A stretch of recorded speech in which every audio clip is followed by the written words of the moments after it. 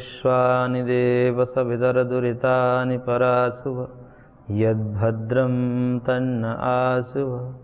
ॐ सहना भवतु सहनौ भुनक्तु सह वीर्यं करवावहै तेजस्विनावधीतमस्तु मा विद्विषावहै। ओम शांति शांति शांति। ओम श्री परमात्मा नमः। योग दर्शन के समाधिपाद पर हम विचार कर रहे थे, जिसमें सूत्र संख्या 20 पर हमारा स्वाध्याय चल रहा था, जिसमें उपाय प्रत्यय का वर्णन करते हुए महर्षि ने कहा कि श्रद्धा वीर्य स्मृति समाधि प्रज्ञा पूर्वक इतरेषां, जो विदेह और प्रकृति लय से भिन्न योगी हैं, उनकी जो असंप्रज्ञात समाधि घटित होती है, उनके जो आत्मानुभूति होती है, उसका क्रम है श्रद्धा आदि। श्रद्धा क्या है, उसके लिए महर्षि ने कहा श्रद्धा चेतस संप्रसादः। श्रद्धा चित्त की प्रसन्नता है, निर्मलता है, अंतःकरण की पवित्रता है। अंतःकरण पवित्र है तो समझिए श्रद्धावान है,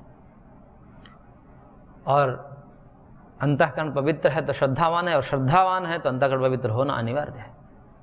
यदि अंतःकरण पवित्र नहीं है तो समझिए श्रद्धा नहीं है, क्योंकि श्रद्धा होती तो श्रद्धा का मतलब ही यही होता है, गुरु वेदांत वाक्य सुदृढ़ विश्वास श्रद्धा। ऐसा आचार्य शंकर अपने भाष्यों में लिखते हैं कि गुरु वेदांत आदि जो आध्यात्मिक ग्रंथ हैं, उन ग्रंथों में दृढ़ विश्वास रखना कि जो लिखा है अक्षरशः सत्य लिखा है। उन प्रसंगों को, उन वाक्यों को अपने अनुसार तोड़ मरोड़ न करना कि नहीं इसका ये तात्पर्य हो सकता है, ये ऐसा कहना चाहिए, ऐसा नहीं करना चाहिए। जो समझ में नहीं भी आता है, कभी कभी बहुत सी चीज़ें शास्त्र की बातें समझ में नहीं आती। अभी जो विदेह और प्रकृति लय की बात हम भी समझा देते हैं, लेकिन समझ में नहीं आती। लोग पढ़कर समझा देते हैं कि विदेह है, यहाँ ऐसा लिखा है, वहाँ वैसा लिखा है, तो इसका तात्पर्य ऐसा होना चाहिए, समन्वय एक बैठा लेते हैं बुद्धि के द्वारा। परंतु वो स्थिति कैसी होगी, कहाँ है वो लोग, कैसे रहते हैं, क्या स्थिति है, कैसे जन्म मात्र से उनको असंप्रज्ञात समाधि लग जाती है, समझ से परे होती है। लेकिन फिर भी हम ये मानकर चलते हैं कि हमारी बुद्धि भ्रम प्रमाद विप्रलिप्सा करुणा पाटावादी दोषों से युक्त हो सकती है, परंतु जो महर्षि है, जो दूरदर्शी है, जो सर्वज्ञ है, जो भूत वर्तमान भविष्य को ठीक ठीक जानने वाले हैं, उनसे तो गलती नहीं हो सकती। उनकी बुद्धि स्वार्थ से युक्त नहीं हो सकती, उनकी बुद्धि भ्रम और प्रमाद से युक्त नहीं हो सकती। इसलिए वो जो कह रहे हैं भले ही हमें समझ में नहीं आ रहा है, लेकिन सही होगा, ये विश्वास होगा। इतना ही विश्वास है। अब इतना ही जिसके पास नहीं है, वो क्या करेगा, वो अपनी वर्तमान स्थिति के अनुसार, क्योंकि वर्तमान स्थिति सबकी अलग अलग है, कोई कामी है, कोई क्रोधी है, कोई लोभी है, उसमें भी कोई भी कामियों में भी भेद है, कोई कम कामी है, कोई ज़्यादा कामी है, लोभियों में भी भेद है, जो कम लोभी है कोई ज़्यादा लोभी है। तो सब अपने अपने स्तर से उन शास्त्र वचनों का निष्कर्ष निकाल करके और ये कहने लगेंगे कि नहीं जी ऐसा हो ही नहीं सकता, क्योंकि समझ से परे, क्योंकि जैसी स्थिति होती है उस स्थिति पर खड़े होकर के यदि व्यक्ति अपने को देखता है और दूसरे को देखता है तो अपने जैसा देखता है। यदि कोई कामी व्यक्ति किसी साधु पुरुष को भी देखे तो काम की दृष्टि से ही देखेगा, उसको ये बात समझ में नहीं आएगी कि भाई कैसे ये कैसे सब रह लेते हैं, अवश्य ही कोई ना कोई गड़बड़ी है, अवश्य कोई ना अंदर कुछ गड़बड़ी है, इनका चल रहा है, क्योंकि वो समझ ही नहीं पा रहा है कि इसके अतिरिक्त भी जीवन जिया जा सकता है, वो स्थिति उसकी नहीं है। इसलिए कामी व्यक्ति साधु पुरुष को भी अपने ही नज़र से देखता है, और इसके विपरीत साधु पुरुष यदि किसी को देखते हैं तो उसमें साधुता को देखते हैं। उनको लगता है कि नहीं नहीं ये तो सब भगवान के दिव्य संतान है, दिव्य पुत्र, भगवान के रूप है, इस प्रकार से वो देखते हैं। क्यों? क्योंकि उनकी जो स्थिति है वो अलग स्थिति है। उस स्थिति से जब जगत को देखते हैं तो उनको सब जगह परमात्मा ही परमात्मा दिखाई देते हैं। और वही सामान्य व्यक्ति कहता है कि अरे आप लोग बोलते रहते भाई कुछ नहीं है, आपको पता नहीं है। पता सब है उनको, क्योंकि स्थिति का अंतर है। ये सब भावों के स्तर होते हैं। जाकी रही भावना जैसी, प्रभु मूरत देखी तीन तैसी। जिसकी जैसी भावना होती है, जैसे चित्त की स्थिति होती है, उस स्थिति के अनुरूप ही व्यक्ति दूसरे को या किसी शास्त्र को समझता है और जानने का प्रयत्न करता है। तो यदि इस प्रकार से सबको छूट दे दें कि भैया अपने अपने हिसाब से अर्थ लगा लो, तो कामी परिस्त्री गमन को धर्म कह देगा, लोभी परद्रव्य हरण को धर्म कह देगा, क्रोधी हत्या को धर्म कह देगा। क्यों? क्योंकि वर्तमान स्थिति से देखा होगा कि यही धर्म है, शास्त्र से निकाल लेगा वैसे वैसे अर्थ। यदि ऐसा निकालने लगे तो फिर शास्त्र क्या कहना चाह रहे थे, शास्त्रकार का वास्तविक क्या तात्पर्य था, ये कौन समझाएगा, कैसे समझ में आएगा। इसलिए परंपरा कहती है, गुरु शिष्य परंपरा कहती है कि शास्त्र में विश्वास करिए और धीरे धीरे आप अनुभव कर लीजिए। आगे कहेंगे, भाष्यकार ये बात स्पष्ट करेंगे कि देखिए ये आपको सुनने में लग रही होगी कि क्या है, कैसे संभव है, लेकिन जैसे जैसे हम बता रहे हैं उसका आचरण करिए और स्वयं अनुभव कर लीजिए। ये इसी जन्म की बात है, कहीं और जाना आना नहीं है। इसी जन्म में आपको जो है उस चीज़ अनुभव में हो जाएगी। थोड़ी बहुत चीज़ें अनुभव में आ जाती है तो बाकी चीज़ों में विश्वास हो जाता है कि नहीं नहीं जरूर कुछ तो रहस्य होगा, क्योंकि इतनी इतनी बातें इन्होंने की और हमने वो आचरण किए तो सही मिला, तो इसका मतलब कि बाकी जो कह रहे हैं अदृष्ट विषय में वो भी सत्य ही होगा। इसलिए महर्षि गौतम ने तो एक वेदों की प्रामाणिकता के लिए कि वेद प्रमाण है, इसमें एक तर्क दिया। उन्होंने कहा कि मंत्र आयुर्वेद प्रमाणवत, मंत्र और आयुर्वेद प्रमाण के समान वेदों की प्रमाणिकता समझनी चाहिए। यानी कि वो वेदों के अंश जो एक अदृष्ट बातें बताते हैं उनमें विश्वास प्रायः लोगों को नहीं जमता, तो कहते हैं कि वही महर्षि, जो महर्षि वेद के उपदेष्टा हैं, वही महर्षि आयुर्वेद आदि ग्रंथ को भी उपदेष्टा हैं। उन्होंने ही आयुर्वेद आदि शास्त्र को ही बनाया, क्योंकि आयुर्वेद भी उपवेद है। तो उन वेदों के महर्षि ही जो वेद के उपदेष्टा हैं, वही आयुर्वेद आदि ग्रंथों के उपदेष्टा है। और आयुर्वेद में जो चीजें लिखी होती है उसको हम करते हैं कि नहीं इस जन्म में? सबने अनुभव किया होगा अपने, इस जन्म में तो क्या ही होगा, कोई तो रोग हुआ होगा और उनको वैद्य ने बताया होगा ऐसा करिए, ये पथ्य है, ये अपथ्य है, अपथ्य का त्याग करिए और पथ्य का सेवन करिए, अमुक औषधि का सेवन करिए, आपका रोग दूर हो जाएगा। ये पहले कहा, उसकी बात मान करके फिर उन्होंने वैसा आचरण किया तो वही पाया कि रोग दूर हो गया। तो जो जिस प्रकार से दृष्ट उपायों में वही महर्षि कह रहे हैं वो बात सही निकल जा रही है, और वही महर्षि जब अदृष्ट के विषय में कह रहे हैं तो विश्वास बनना चाहिए कि नहीं बनना चाहिए? अवश्य बनना चाहिए, क्योंकि इसका आधार मिल गया हमें कि जो महर्षि जो है आयुर्वेद आदि के विषय में कहते हैं उसे हो जाता है, ये भी हो जाएगा, क्योंकि वो तो झूठे नहीं हो सकते। यदि झूठे होते, यदि ऐसा होता कि केवल अदृष्ट दृष्ट की ही बातें करते सारे महर्षि, तब तो कहा जा सकता था कि भाई इसमें तो कुछ दिखता ही नहीं, सब बातें ही ऐसे कर रहे हैं। लेकिन खाली अदृष्ट की बातें नहीं करते, इसलिए कहा जाता है कि वेदों में तो अधिक अंश जो है वो तो कर्मकांड का ही है, उसमें लौकिक कामना है, उनकी पूर्ति करने के लिए उपाय बताए गए हैं। क्यों?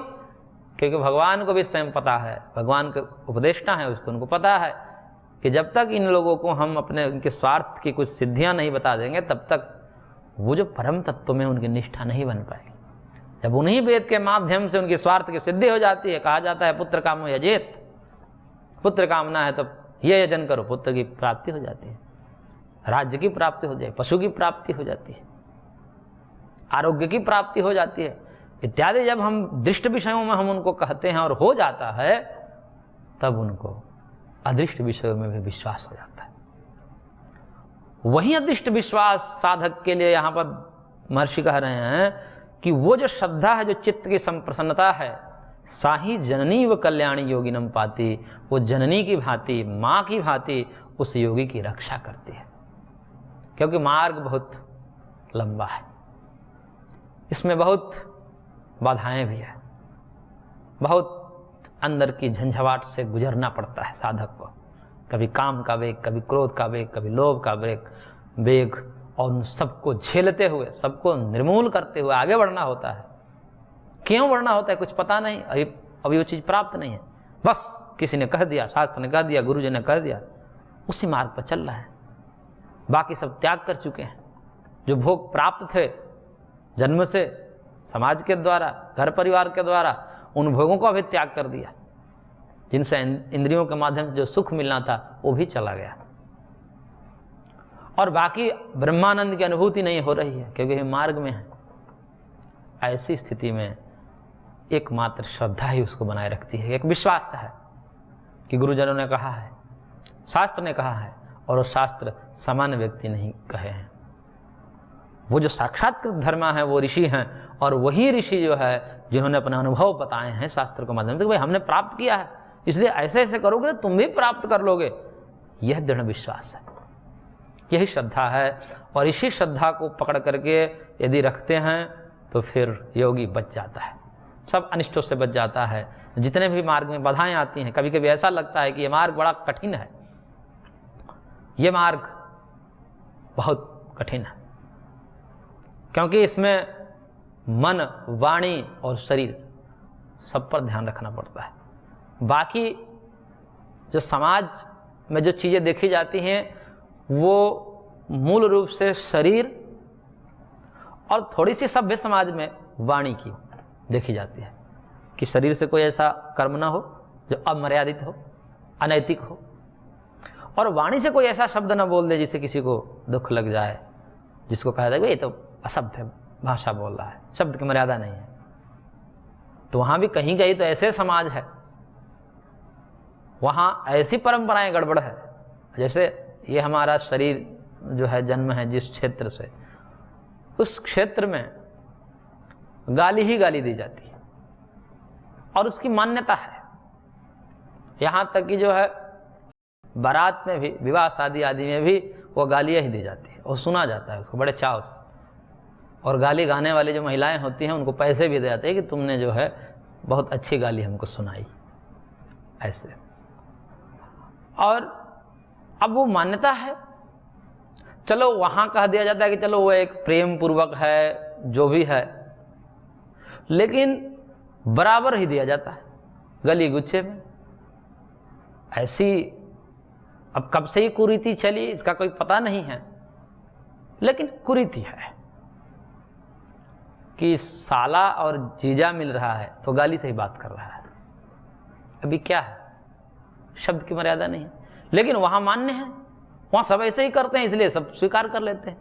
वहीं किसी सभ्य समाज में जाते हैं, किसी अन्य राज्यों में आते हैं, तो वहां तो अलग स्थिति हो जाती है, उनको असभ्य माना जाता है। अरे जब हम पहली बार किसी को सुनाए कि ऐसा होता है, तो जो वहाँ के नहीं थे, उस क्षेत्र बिहार या यूपी से जो नहीं है, उनको आश्चर्य हुआ कि ऐसा कैसे, गाली भी देते हैं वहाँ? तो गाली ही देते हैं और पैसे भी देते हैं गाली देने के लिए। तो आश्चर्य लगता है क्योंकि वो नहीं देखे, उनके एक समाज थोड़ी सभ्य है। तो अब ये क्या है, थोड़े सभ्य समाज में बढ़ते हैं तो वाणी की मर्यादा हो जाती है, वाणी का भी ध्यान रखना पड़ता है। भाई शरीर से जो कर्म हो रहा है वो तो ठीक है, शरीर से मर्यादित है, लेकिन वाणी से भी मर्यादित होना चाहिए, इसलिए वाणी की मर्यादा को भी ध्यान चाहिए। गाली गलौज आदि सब ठीक नहीं है, इसको तो तुरंत दूर करना चाहिए, ये सब असभ्यता है। तो अब यहां तक समाज है कि एक समाज तो ऐसा भी है कि जो शरीर के अनैतिक कर्म है उसको भी नैतिक मानता है। ऐसा भी समाज है कि जिसको हम कहते हैं कि ये व्यभिचार है, उसको कहते हैं कि नहीं ये सदाचार है, इसमें क्या समस्या है। एक वो भी समाज है, लेकिन उससे थोड़ा सा ऊपर एक समाज है, वो कहता है कि नहीं जी ऐसा कर्म नहीं शरीर से होना चाहिए। वो शरीर के कर्म को नैतिक अनैतिक के भेद करके थोड़ा सा सभ्यता में आता है, तो उसको थोड़ा सभ्य माना जाता है, लेकिन वाणी की वहाँ प्रमाद होती है। फिर एक उससे भी ऊपर समाज आता है और उसमें कहता है कि नहीं जी वाणी और शरीर दोनों से सभ्य होने चाहिए। इसलिए चाहे वो अपने बच्चों को भी बोलते हैं, एक सभ्य समाज, सभ्य परिवार होता है, वो बच्चे को भी तू करके नहीं बोलते। ऐसे भी समाज है, ऐसे भी परिवार है, वो सभ्य परिवार होते हैं कि अपने बालक को भी, अपने छोटे को भी रे तू इत्यादि संबोधन नहीं देते, जी करके बोलते हैं, नाम के पश्चात जी लगाते हैं। नहीं तो छोटे के लिए जी लगाने की क्या आवश्यकता है, बड़े व्यक्ति को जी लगाएं तब तो बात समझ में आती है। लेकिन वो छोटे व्यक्ति को भी सम्मान, एक ये सभ्यता है, ये वाणी की मर्यादा है। तो ये तो समाज के दृष्टिकोण से हो गया, लेकिन वहां भी मन में क्या विचार चल रहा है वहां पर कोई देखता नहीं है, उसकी बातें नहीं की जाती। और इस रास्ते पर, योग मार्ग पर, तो शरीर, वाणी और मन का भी ध्यान रखना पड़ता है कि ये जो चिंतन आपके अंदर चल रहा होगा, आप देख लीजिए ये ठीक नहीं है, इसको दूर करिए। तो वहां संघर्ष चलता है, आंतरिक संघर्ष चलता है, कोई देखता नहीं है लेकिन चलता है, साधक उसको झेलता है।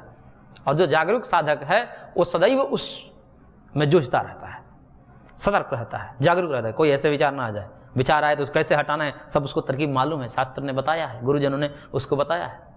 इसीलिए तो पढ़ना पड़ता है कि वो चीज़ आ जाए, वो विचार आ जाए। वो एक आतंकवादी की भांति है वो विचार, और वो विचार यदि आ जाए तो सामान्य व्यक्ति तो धराशायी हो जाएगा, क्योंकि ट्रेनिंग नहीं है उसकी। जैसे आतंकवादी को झेलने के लिए सैनिक ही झेल सकते हैं, दूसरे सामान्य व्यक्ति नहीं उसको झेल सकते हैं, क्योंकि उनके पास ना वो हथियार है ना उसकी ट्रेनिंग है। ऐसे ही ये जो मानसिक विकार हैं ये आतंकवादी की भांति हैं, और इनको झेलने के लिए शास्त्र के द्वारा, गुरु के द्वारा जो उपदेश है वही ट्रेनिंग है, वही हथियार है कि ऐसे विचार आएंगे तो समय कैसे आपको उससे हटना है, कैसे बचना है, कैसे उसको परास्त करना है। तो वहां जो है अंतर्द्वंद चलता है, और वह अंतर्द्वंद किसी का ज्यादा होता है, किसी का कम होता है। सबकी साधक की एक जैसी स्थिति नहीं होती। अधिकारी त्रय विद्या न नियम, अधिकारी 3 प्रकार के होते हैं, इसलिए किसी की तो अंतर्द्वंद स्थिति न के बराबर होती है, क्योंकि उन्होंने वो पूर्व जन्म में ही इतना कर लिया हो, वो पूर्व जन्म में उस द्वंद्व को झेल चुका होगा, इसलिए इस जन्म में जो प्राप्त किया है उसमें अंतर्द्वंद कम है, उसके अंदर विकार कम आते हैं, उसके अंदर जो मानसिक आतंकवादी हैं मन में आने वाले ये बहुत कम आते हैं, किसी की ज़्यादा आते हैं, किसी साधक की ज़्यादा आते हैं। तो जो भी हो, लेकिन वहाँ संघर्ष करना पड़ता है। इसलिए जब संघर्ष करना पड़ता है तो कभी कभी तो कई साधक धराशायी हो जाते हैं। आतंकवादी के आगे जैसे सैनिक धराशायी हो जाए, तो ऐसे भी सैनिक होते हैं जो धराशायी हो जाते हैं। सैनिक भी कई प्रकार के हैं। तो ऐसे ही ये योग मार्ग के साधक भी ऐसे हैं जो धराशायी हो जाते हैं, उन मानसिक झंझावातों को झेल नहीं पाते, और फिर कहते हैं कि हमारी बस की बात नहीं, हाथ खड़े कर देते हैं और सब त्याग तो करके फिर वहीं पुनर्मुसको भवा। एक कहानी है पंचतंत्र की, पुनर्मुसको भवा, जहाँ से आए थे फिर वहीं चूहा का चूहे रहे, चूहा से शेर बनाया महर्षि ने उसको, और जब महर्षि पर भी हमला कर दिया तो फिर महर्षि ने कहा पुनर्मुसको भवा, चूहा बन जा। अब हो गया काम, अजागरूकता हो गई। तो थोड़ी सी अजागरूकता हुई, सावधानी हटी, दुर्घटना घटी। तो इस प्रकार से वैसे अंतर्द्वंद की स्थिति में भी साधक अपने आप को कैसे बचाए रखे, कौन बचाता है उसको? तो महर्षि यहां कहते हैं कि श्रद्धा उसको बचाती है। एक विश्वास है कि ये द्वंद्व है, ज्यादा दिन तक नहीं चलेंगे, हमको इसको धीरे से इसको दिशा मोड़ देनी है। अभी अंदर द्वंद्व आ रहे हैं, इसको जो है उपेक्षित करके सत्संकल्प में, सद्ज्ञान में, सद्भाव में, भगवान के नाम स्मरण में, मंत्र स्मरण में, गुरु के चिंतन में लगा दें, वो अपने आप विकार हट जाएंगे। तो विकार से अंतर्द्वंद करने, विकार से जूझने की आवश्यकता नहीं होती। यहां पर विकार से जूझेंगे तो और विकार खुलते जाएंगे, क्योंकि जिस पर अनुसंधान किया जाता है स्मृति उसी की आने लगती है। तो उसकी उपेक्षा करके और फिर भगवान का स्मरण, भगवान का चिंतन, नाम जप इत्यादि उपाय हैं ये सब, इनको करने से फिर कुछ देर में हृदय में जो एक आंधी तूफान मचा वो शांत हो जाता है। और फिर साधक को ये होता है कि इतने साल तक ये अभी तक काम विकार है, अभी तक क्रोध है, अभी तक लोभ है, क्यों नहीं गया? तब वैसी परिस्थिति में कहते हैं कि श्रद्धा आती है और कहती है चिंता मत करो, सब दूर हो जाएंगे। तब लगे रहो, तुम इस मार्ग में लगे रहो, डटे रहो। जैसे हम कह रहे हैं, भगवान के नाम का चिंतन, सद्विचार, सद्भाव, सत्कर्म, सत्संकल्प, इनमें लगे रहो, उसकी उपेक्षा करो।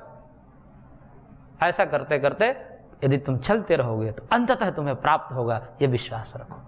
तो ये जो श्रद्धा है अंतःकरण की, जो गुरु से प्रदत्त है, शास्त्र से प्रदत्त है, वह श्रद्धा उस योगी की रक्षा करती है। तो ये श्रद्धा का बड़ा महत्व है। इसलिए भगवान श्री कृष्ण ने कहा, श्रद्धावान लभते ज्ञानम तत्परम संयतेन्द्रिय। श्रद्धावान को ही तत्व ज्ञान की प्राप्ति होता है, वो किसी दूसरे को नहीं होती। जो श्रद्धा है उन्हीं को ज्ञान की प्राप्ति हो सकती है, बिना श्रद्धा के तो फिर तो कुछ नहीं है। और इसकी पर्याप्त कमी है आजकल समाज में, श्रद्धा की। श्रद्धा नहीं है। श्रद्धा न होने के कारण परिवार के सदस्यों में आपस में टकराव बिखराव हो जाता है, गुरु शिष्य में टकराव बिखराव हो जाएगा, भक्त भगवान में भी हो सकता है। सब का जो जन्म देने वाले है वो भगवान है, भगवान से ही सबका जन्म हुआ है। और कई मूर्ख ऐसे हैं कि भगवान को ही गाली दे देते। थोड़े से बारिश हो गई, फसल जल गई, सूख गई, डूब गई, और भगवान को गाली देने लगते। ऐसी मूर्खता ये क्या है? श्रद्धा की कमी के कारण होती है। अरे भाई, भगवान क्यों दुख देंगे? ये तुम्हारा कर्म होगा। उस कर्म को तुम देख नहीं पा रहे हो, उस दुरित को देख नहीं पा रहे हो जो तुमने पूर्व में किया, प्रकृति के साथ छेड़छाड़ की, जो नहीं करना था वो किया, तो अब झेलना किसको पड़ेगा? भगवान ने थोड़े कहा था ये सब अनैतिक कर्म करने को, वो सब तुमने तो किया।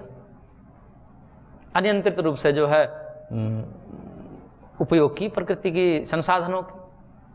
अब उन चीजों को जो है तुम उपेक्षा करके उसको ध्यान भी नहीं दे रहे कि मैंने क्या किया।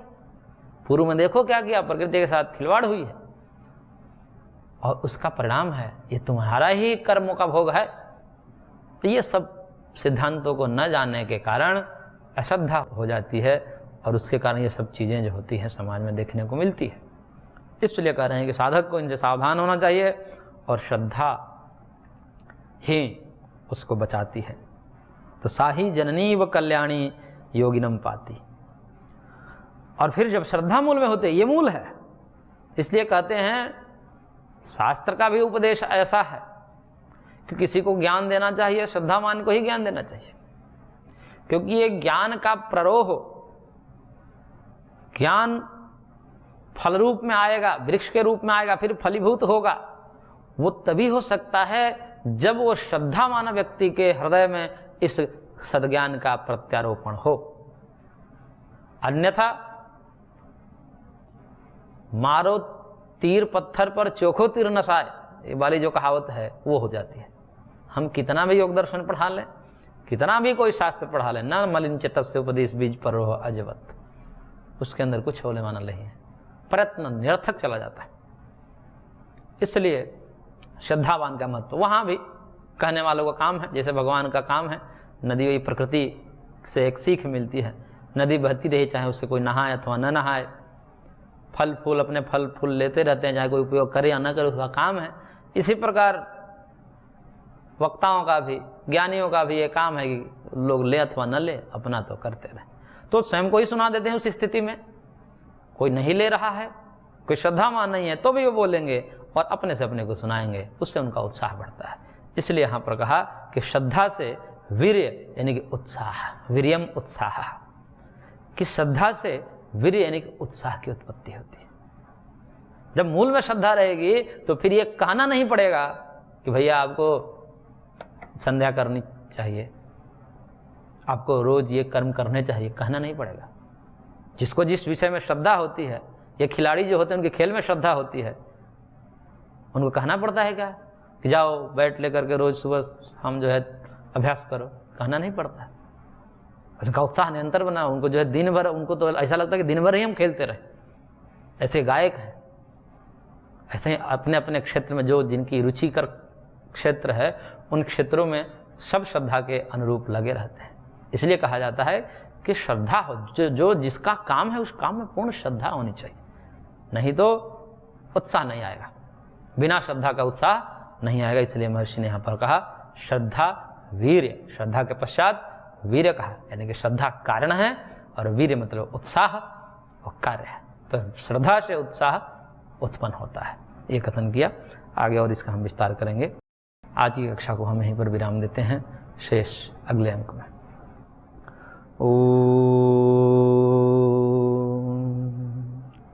शांति शांति शांति।